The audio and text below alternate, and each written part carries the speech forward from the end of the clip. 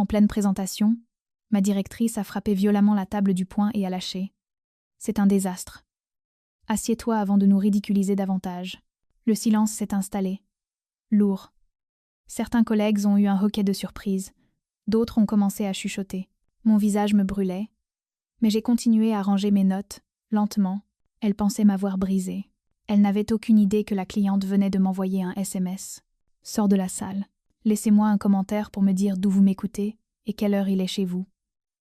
Et dites-moi, avez-vous déjà eu un patron qui s'est approprié votre travail avant de vous sacrifier pour sauver sa peau? Parlons-en. Je n'ai pas attendu qu'on me congédie officiellement. Je suis sortie de cette salle de conférence, le claquement de mes talons résonnant sur le béton ciré du siège du groupe Horizon Architecture. J'ai ignoré les ascenseurs et me suis dirigée droit vers la porte de service qui menait au chantier adjacent. La passerelle céleste, elle était inachevée, une carcasse d'acier et de câbles de tension, suspendue à 60 mètres, au-dessus du gris de Paris. Je me tenais là, agrippée au garde-corps glacé, laissant le vent fouetter mon visage. En bas, la ville n'était qu'une grille de verre et de métal. J'aurais dû être terrifiée. J'aurais dû calculer combien de mois de loyer il me restait sur mon compte d'épargne. Mais je ne ressentais qu'un silence étrange, engourdi. C'était le silence d'une structure qui s'effondre enfin, après avoir porté un poids trop lourd pendant des années. J'ai entendu la lourde porte de service grincer derrière moi. Je ne me suis pas retournée. Je pensais que c'était la sécurité qui venait m'escorter vers la sortie. Ou peut être Isabelle, venant remuer le couteau dans la plaie une dernière fois, pour me dire que j'avais de la chance qu'elle ne m'ait pas virée pour incompétence, devant tout le monde. Le vent souffle à 40 km/h ici haut, a dit une voix. Vos câbles de tension tiennent bon. Ce n'était pas Isabelle. Je me suis retournée. Catherine, la magnate de la tech, et notre plus grosse cliente, se tenait sur le béton brut, son manteau en cachemire serré contre l'humidité. Elle ne me regardait pas. Elle fixait les poutres d'acier que j'avais conçues. Je suis désolée pour la présentation, ai-je dit, la voix nouée. Isabelle a raison.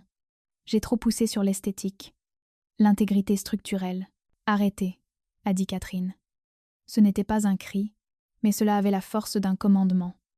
Elle s'est approchée, ignorant le ruban de signalisation qui claquait au vent. Savez-vous pourquoi je vous ai suivi, Élise? J'ai secoué la tête, parce qu'Isabelle est une menteuse. Et pas une très bonne. Je l'ai fixée. La pluie commençait à tacher ses lunettes, mais elle ne s'y liait pas. Elle a dit au conseil d'administration que vos spécifications pour le biovert n'étaient pas testées et représentaient un risque. Elle a affirmé que la charge thermique ferait exploser l'atrium. J'ai lancé les simulations. Ai-je chuchoté? J'ai vérifié les coefficients thermiques 3 fois. Je sais que vous l'avez fait, a dit Catherine. Un petit sourire froid a étiré ses lèvres. Parce que cette technologie spécifique de biovert, celle qu'Isabelle a qualifiée de dangereuse, c'est moi qui en détiens le brevet. Je l'ai développée dans mon labo il y a 5 ans. C'est ma signature technologique. Si elle avait fait ne serait-ce que 5 minutes de recherche, ou si elle connaissait quoi que ce soit à l'ingénierie, elle aurait su qu'elle était en train de mentir à l'inventrice sur sa propre invention. Le monde a basculé sur son axe. Elle n'a pas vérifié. Ai-je dit, la réalisation me frappant comme un poids physique. Elle n'a pas vérifié les fiches techniques, parce qu'elle ne sait pas les lire, précisément, a dit Catherine. Elle a vu un design qu'elle ne comprenait pas.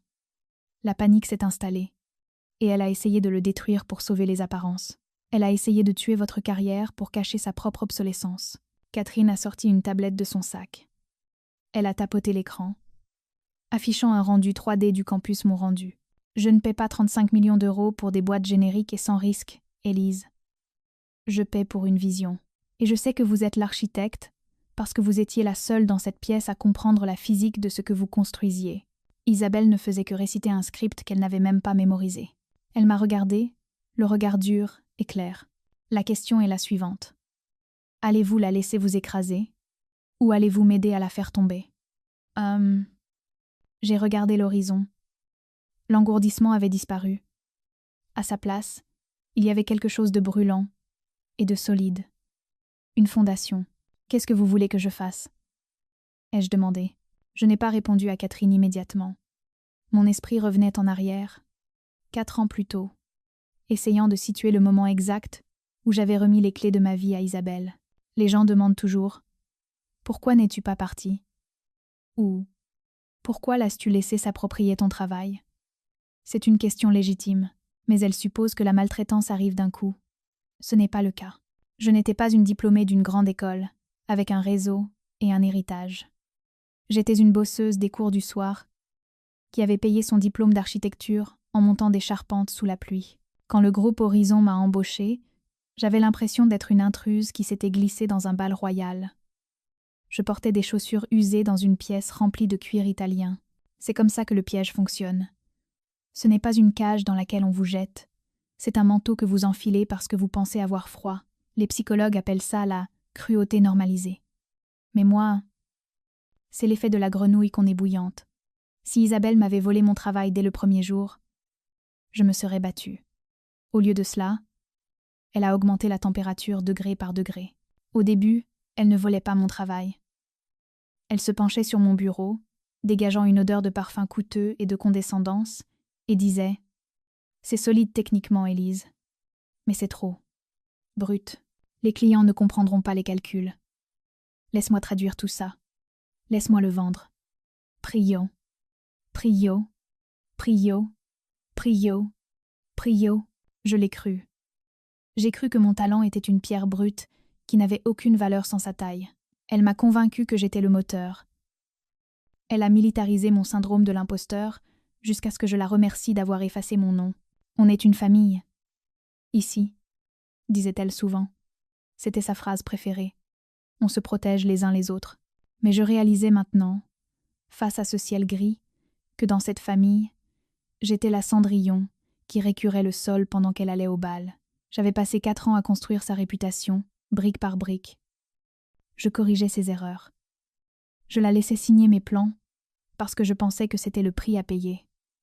Je pensais que je faisais mes preuves. Maintenant, sur ce béton balayé par les vents avec Catherine, je comprenais que je ne faisais pas mes preuves. Je payais une rançon, et l'otage, c'était l'estime que j'avais de moi-même. L'eau avait fini par bouillir, et j'en avais fini de me laisser cuire. J'ai regardé Catherine. La peur était toujours là, bourdonnant dans ma poitrine comme un oiseau piégé. Mais la honte avait disparu, balayée par la pluie froide. Je ne veux pas juste la faire tomber, ai-je dit, la voix stable pour la première fois depuis des années. Je veux prouver que je n'ai jamais eu besoin de son vernis. Je veux prouver que c'est l'ingénierie brute qui fait tenir le bâtiment debout. Catherine a souri. Ce n'était pas un sourire gentil. C'était le sourire d'un général qui vient de trouver son meilleur soldat. Alors arrêtez d'agir comme une employée, a-t-elle dit. J'ai acquiescé. Je savais exactement où chercher. Je suis retournée dans le hall du groupe Horizon, mais je n'ai pas scanné mon badge pour aller à l'étage de conception. Je ne retournais pas à mon bureau pour emballer mes bibelots et pleurer sur une plante verte. J'ai pris l'ascenseur de service jusqu'au sous-sol, vers la salle des serveurs. C'est là que travaillait Léa. Léa était notre gestionnaire BIM, la modélisation des données du bâtiment. Pour la plupart des associés, elle n'était que la fille de l'informatique qui réparait leurs emails quand ils oubliaient leur mot de passe. Pour moi, elle était la gardienne de la vérité. J'ai frappé à la lourde porte blindée. Un instant plus tard, elle s'est ouverte. Léa se tenait là, illuminée par le ronronnement bleu des baies de serveurs. Elle n'a pas demandé pourquoi j'étais là. Elle n'a pas posé de questions sur la réunion. Elle s'est simplement écartée. J'ai entendu la porte claquer d'ici, a-t-elle dit. Elle a fini par craquer. Elle a essayé de m'enterrer. Ai-je répondu. J'ai besoin que tu m'aides à creuser pour sortir. Léa s'est assise à sa console, les doigts au-dessus du clavier. Choisis ton arme. Les fichiers Helios. J'ai besoin des métadonnées. Tout. Léa a souri. Le sourire tranchant de celle qui sait exactement où les corps sont enterrés parce que c'est elle qui a construit le cimetière. La plupart des gens pensent que l'architecture, c'est juste dessiner de jolies lignes sur un écran. Ils pensent qu'on peut voler un projet en photocopiant un plan. Mais l'architecture moderne repose sur le BIM. Le BIM n'est pas qu'un modèle 3D, c'est une base de données, c'est l'histoire vivante de chaque composant d'un bâtiment. Chaque poutre d'acier, chaque vitre, chaque prise électrique a une empreinte digitale numérique. Le système enregistre qui l'a placé, qui l'a modifié, et exactement quand cela s'est produit, à la milliseconde près. C'est ce que les experts appellent une piste d'audit non répudiable. Moi, j'appelais ça la fin de la carrière d'Isabelle. Affiche les simulations de charge thermique, ai-je dit. Léa a tapé. Une cascade de code a défilé sur les moniteurs. Ici, a-t-elle pointé. ID utilisateur. Élise. Elle. Horodatage. 3 heures du matin. Les mardis et jeudis ces 3 derniers mois. Temps d'édition actif total, 412 heures. Elle a appuyé sur une autre touche. ID utilisateur. Isabelle. W. Temps d'édition actif total, 0. 0. Elle n'a même pas ouvert les fichiers? Ai-je demandé, saisie d'un choc malgré tout, ce que je savais. Oh, elle les a ouverts, a dit Léa. Regardons les journaux de consultation. Elle a affiché un graphique temporel. Mon activité était un mur solide de barres bleues des mois de travail. L'activité d'Isabelle n'était qu'une seule ligne rouge, très fine, tout à la fin. Là, a dit Léa. Elle a accédé au fichier pour la première fois ce matin à 8h45, 15 minutes avant la présentation. Elle mémorisait les diapositives, ai-je réalisé. Elle ne vérifiait pas l'ingénierie. Elle répétait son texte. « Attends » a dit Léa, en se penchant vers l'écran. « C'est encore pire. Regarde la commande. Enregistrer sous. » J'ai regardé. À 8h55, 5 minutes avant la réunion, Isabelle avait enregistré une copie de mon modèle. Elle l'avait renommé Helios, Final, Revision, Isabelle. Elle n'avait pas changé un seul pixel. Elle n'avait pas bougé un mur ni ajusté une poutre. Elle avait simplement ouvert mon travail, l'avait enregistré sous son nom et était entrée dans cette salle de conseil pour s'en approprier la paternité. C'était du vol, pur et simple. Mais maintenant, ce n'était plus ma parole contre la sienne. C'était des mathématiques, des données médico-légales qu'on ne pouvait ni manipuler, ni charmer, ni intimider. « Tu peux imprimer ça ?» ai-je demandé. Pas seulement les journaux. L'historique des frappes clavier. Je veux prouver qu'elle n'a physiquement pas pu concevoir l'Atrium, parce que son compte n'a jamais sélectionné l'outil pour le dessiner. Je peux faire mieux, a dit Léa. Je peux superposer les adresses IP. Je peux prouver qu'elle envoyait des emails pour ses vacances pendant que tu calculais les tests de stress structurel un dimanche soir. Elle a lancé l'impression. L'imprimante laser dans le coin s'est mise à ronronner, recrachant page après page une réalité indéniable. J'ai ramassé la pile de feuilles encore chaude. Elle semblait plus lourde que de l'acier. « Tu sais qu'elle va s'en prendre à toi, n'est-ce pas ?» a demandé Léa. « Si elle survit à ça, elle nous vire toutes les deux. »« Elle ne va pas survivre, » ai-je dit. Elle pense qu'elle se bat contre une architecte junior. Elle ne réalise pas qu'elle se bat contre le bâtiment lui-même. Je me suis détournée pour partir. « Élise » m'a appelé Léa. Encore une chose. Elle m'a tendu une clé USB. Les codes de facturation financière, a-t-elle chuchoté. J'ai croisé les heures qu'elle a déclarées dans le système de facturation avec son temps réel sur les logiciels. Tu devrais y jeter un coup d'œil. J'ai pris la clé. Je ne l'ai pas encore regardée. Je la gardais pour le coup de grâce. Je me suis dirigée vers les ascenseurs, la clé USB brûlante dans ma poche. Je devais partir avant qu'Isabelle ne réalise que je n'étais pas en train de pleurer dans les toilettes, mais au détour d'un couloir, je suis tombée nez à nez avec elle. Isabelle, elle se tenait là, les bras croisés, me barrant la route vers la sortie. Elle ne paniquait pas encore. Elle était en mode gestion de crise, le masque de la mentor attentionné fermement en place. « Élise » a-t-elle dit, sa voix descendant dans ce murmure confidentiel qu'elle utilisait pour vous donner l'impression d'être sa complice. « Je t'ai cherché partout. Il faut qu'on parle de ce qui s'est passé là-dedans. Je pense que Catherine a été assez claire. » ai-je dit, en essayant de la contourner. Elle s'est déplacée pour me bloquer à nouveau. Catherine est émotive.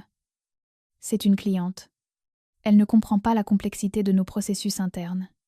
Mais moi, oui, et je t'ai sauvée là-dedans, Élise. Je l'ai fixée. Son audace était stupéfiante. Tu m'as sauvée ? J'ai pris le coup pour toi, a-t-elle dit, les yeux écarquillés par une sincérité feinte. Quand le conseil a commencé à contester le design, j'ai compris qu'ils allaient te mettre en pièces. Tu n'es pas prête pour ce genre de pression. Alors je suis intervenue. J'ai dit que le design avait des failles pour baisser leurs attentes, pour nous laisser le temps de le corriger ensemble. C'était une leçon de manipulation mentale. Elle réécrivait l'histoire, alors que l'encre n'était même pas encore sèche. Tu as dit que mon ingénierie était un désastre, ai-je rappelé. Tu as dit que ce n'était pas structurellement sain. J'ai dit ce qu'il fallait dire pour protéger ta réputation, a-t-elle rétorqué avec aisance. Si j'avais dit que c'était ton design et qu'il trouvait une erreur, ta carrière était finie. De cette façon, c'est moi qui prends la chaleur. Je suis l'associé. Je peux l'encaisser. Tu devrais me remercier. Pendant une seconde, une fraction de seconde, mes vieux réflexes ont repris le dessus. Cette partie de moi qui avait passé 4 ans à chercher son approbation voulait la croire, voulait croire que j'étais l'incapable, et elle, la sauveuse. Mais ensuite, j'ai senti le poids de la clé USB dans ma poche, la preuve numérique de son vol, la certitude mathématique de ses mensonges. « Tu ne m'as pas protégée », ai-je dit, la voix ferme. « Tu as essayé de tuer le projet parce que tu ne comprenais pas la physique, et tu étais terrifiée à l'idée que Catherine s'en aperçoive. » Le visage d'Isabelle s'est durci. Le masque est tombé. « Soyons réalistes, Élise », a-t-elle ricané en s'approchant. « Tu n'es qu'une diplômée des cours du soir avec un titre d'une petite école dont personne n'a entendu parler. Tu penses vraiment avoir ta place dans cette salle de conférence? Tu crois pouvoir rivaliser avec des architectes sortis des meilleures écoles? Je n'ai pas besoin de sortir d'une grande école, ai-je répondu. J'ai juste besoin d'avoir raison. Avoir raison ne compte pas, a-t-elle sifflé. Ce qui compte, c'est la perception. Et en ce moment, la perception est que tu es une employée junior instable qui a craqué sous la pression. Je peux arranger ça, Élise. Je peux calmer le jeu avec les RH. Je peux te garder ton poste. Ou alors, elle a laissé planer la menace. Ou alors, je peux dire à tout le monde que tu as agi seul, que tu as ignoré mes ordres directs pour produire un design dangereux qui a failli nous faire perdre notre plus gros client. Qui crois-tu qu'ils croiront? L'associé principal avec 20 ans d'expérience? Ou la fille qui montait des charpentes? C'était le moment de vérité. La guerre des classes. Elle n'était pas seulement ma patronne. Elle était la gardienne des clés, me disant que je n'avais le droit d'entrer que par la porte de service. Je l'ai regardée, je l'ai vraiment regardée, et j'ai réalisé qu'elle était petite. Elle était terrifiée. Elle se tenait sur des fondations de sable, et elle savait que la marée montait. « Tu as raison, Isabelle », ai-je dit doucement. « Ils te croiraient probablement. » Elle a souri, pensant avoir gagné. « Mais ils n'auront pas besoin de me croire sur parole, » ai-je continué. « Parce que contrairement à toi, je ne travaille pas sur les perceptions. Je travaille sur les plans, et j'ai les dossiers. Je l'ai contourné. Elle m'a attrapé le bras. « Ne fais pas ça, Élise. Si tu franchis cette porte, tu es finie dans cette ville. Je m'assurerai que tu ne retravailles plus jamais dans l'architecture. » J'ai dégagé mon bras. « Tu peux essayer, » ai-je dit. « Mais tu vas être trop occupée à expliquer pourquoi tu as facturé au client 400 heures de conception que tu n'as jamais faites. » Elle est devenue livide. Je suis allée vers l'ascenseur et j'ai appuyé sur le bouton. Le lendemain matin, la salle du conseil ressemblait à un champ de bataille de bois précieux et de café froid. Le PDG, 3 membres du conseil, Catherine et Isabelle, étaient déjà assis. Je suis entrée. Avec pour seul bagage, une tablette. Isabelle était en plein discours, ses mains s'agitant dans une performance d'exaspération. Franchement, je suis inquiète pour notre responsabilité juridique. Les designs d'Élise sont ambitieux sur le plan esthétique. Certes, mais structurellement naïfs. Nous devons revenir au modèle en béton brut que j'ai proposé le trimestre dernier pour garantir la sécurité. Catherine n'a pas quitté son téléphone des yeux. Sécurité, a-t-elle répété d'un ton plat. Mot intéressant. Le PDG s'est raclé la gorge. Élise. Isabelle a soulevé des préoccupations majeures concernant la résistance thermique du verre de l'atrium. Elle pense qu'il se brisera sous l'effet de vents violents. Je me suis assise. Je n'ai pas encore ouvert ma tablette. Isabelle, ai-je dit, la voix calme. Quelle est la résistance à l'attraction du bioverre spécifiée dans les plans? Isabelle a scié. Elle a regardé le PDG, puis s'est tournée vers moi, une lueur de panique dans les yeux. Ce n'est pas la question, a-t-elle éludé. La question est que le flux esthétique ne correspond pas à. C'est une question technique, a interrompu Catherine, levant enfin les yeux. Répondez. Quelle est la résistance à l'attraction? Je n'ai pas la fiche technique sous les yeux, a bafouillé Isabelle. Mais le verre standard de l'industrie est à. Ce n'est pas du verre standard, ai-je coupé. C'est un composite breveté, et la résistance à l'attraction est de 150 mégapascales, le triple de la norme industrielle. Isabelle a ricané. Tu balances des chiffres pour avoir l'air intelligente. Ce genre de verre n'existe pas. Si, il existe, a dit Catherine. Je le sais parce que c'est moi qui détiens le brevet. Le silence dans la pièce est devenu absolu. C'était le bruit d'un ballon qui se vide de tout son air. Isabelle s'est figée. Sa bouche s'est ouverte. Mais aucun son n'en est sorti. Elle a regardé Catherine, puis les plans, puis moi. Vous détenez le brevet ? A-t-elle chuchoté. Je l'ai inventé, a dit Catherine d'une voix glaciale. Il y a 5 ans. C'est la seule raison pour laquelle j'ai engagé ce cabinet. Je voulais construire le premier campus au monde, à l'utiliser à grande échelle. Si vous aviez lu le cahier des charges, ou même la première page des spécifications, vous le sauriez. J'ai dû rater ce détail, a dit Isabelle, son visage devenant d'un rouge sombre et marbré. J'étais concentrée sur l'intégration synergique de « Assez », a dit Catherine. Arrêtez. Vous n'avez pas raté un détail. Vous ne l'avez pas lu. Vous ne connaissez pas les matériaux. Vous ne connaissez pas l'ingénierie. Vous êtes venu à une réunion pour tuer un projet que vous ne compreniez pas. Par pure paresse. Et parce que vous étiez trop arrogante pour admettre votre ignorance. C'est l'effet Dunning-Kruger en temps réel. Ce n'est pas seulement de l'ignorance. C'est l'ignorance de sa propre ignorance. Isabelle était tellement incompétente qu'elle n'avait pas la capacité de reconnaître sa propre incompétence. Elle croyait vraiment que sa présence exécutive et ses mots à la mode pouvaient l'emporter sur les lois de la physique. Elle pensait pouvoir se frayer un chemin dans l'ingénierie structurelle par le charme. Mais les bâtiments se fichent du charisme. La gravité ne négocie pas. J'exige une explication, a dit le PDG, la voix basse et menaçante. Isabelle, vous nous avez dit avoir personnellement validé ces designs. Je l'ai fait. S'est écriée Isabelle, désespérée.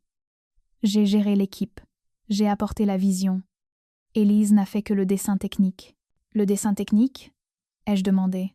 J'ai connecté ma tablette à l'écran principal. Les journaux du BIM sont apparus une chronologie brute et indéniable de la création. Voici les journaux de métadonnées, ai-je dit. Chaque frappe, chaque modification, chaque connexion. J'ai pointé l'écran. Le bleu, c'est moi.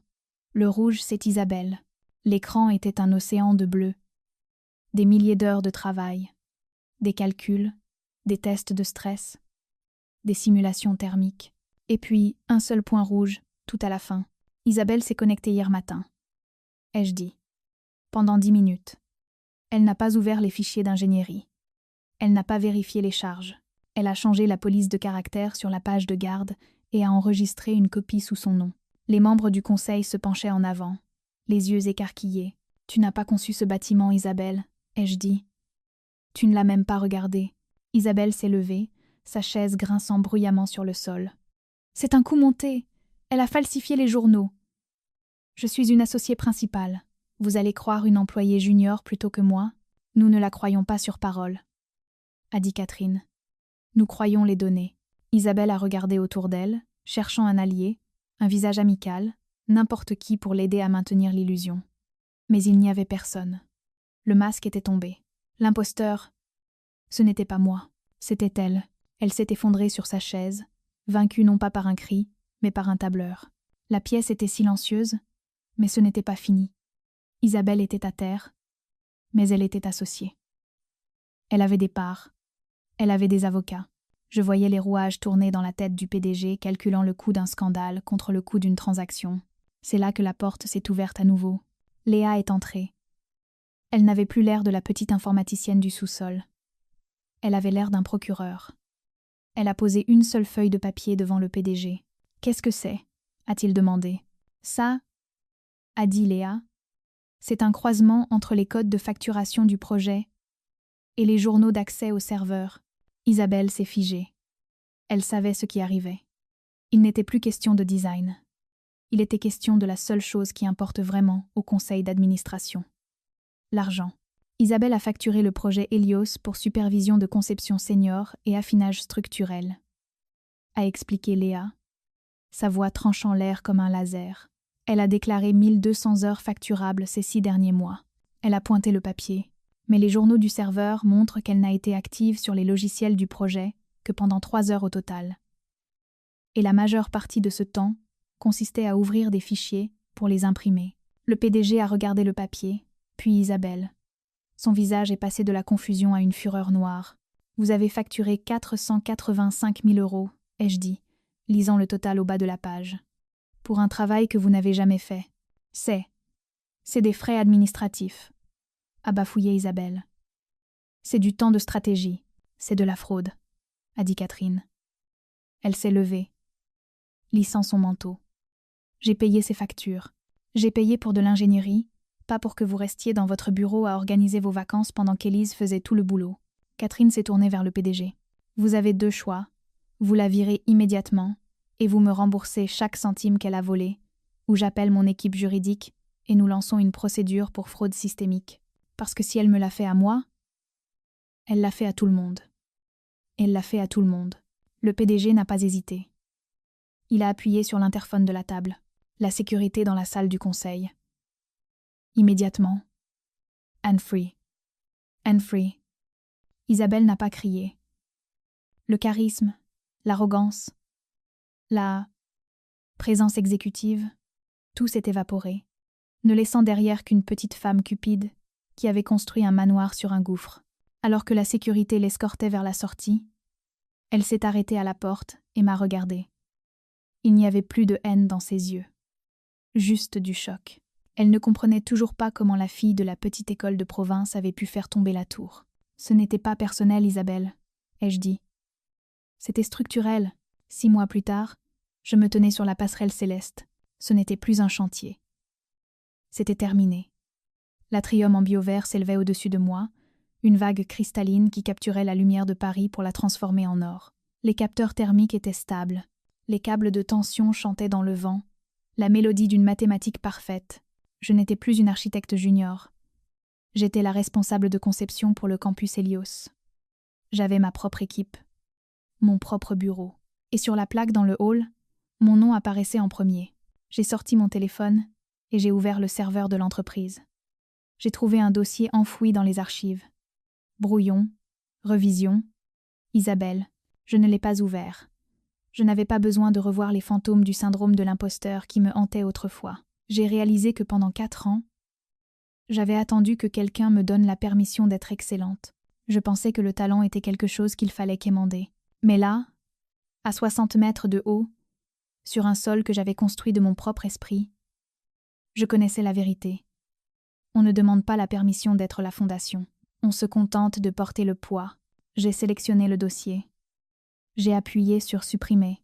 J'ai regardé la barre de progression se remplir, effaçant 4 années de manipulation et de vol. Et quand ce fut fini, j'ai rangé mon téléphone et j'ai regardé l'horizon. La vue était magnifique. Si vous avez déjà dû reconstruire votre confiance après qu'un patron toxique a essayé de vous briser, cliquez sur le bouton j'aime, partagez cette histoire avec quelqu'un qui a besoin de savoir que son travail a de la valeur. Et n'oubliez pas de vous abonner pour d'autres histoires où la justice finit par triompher.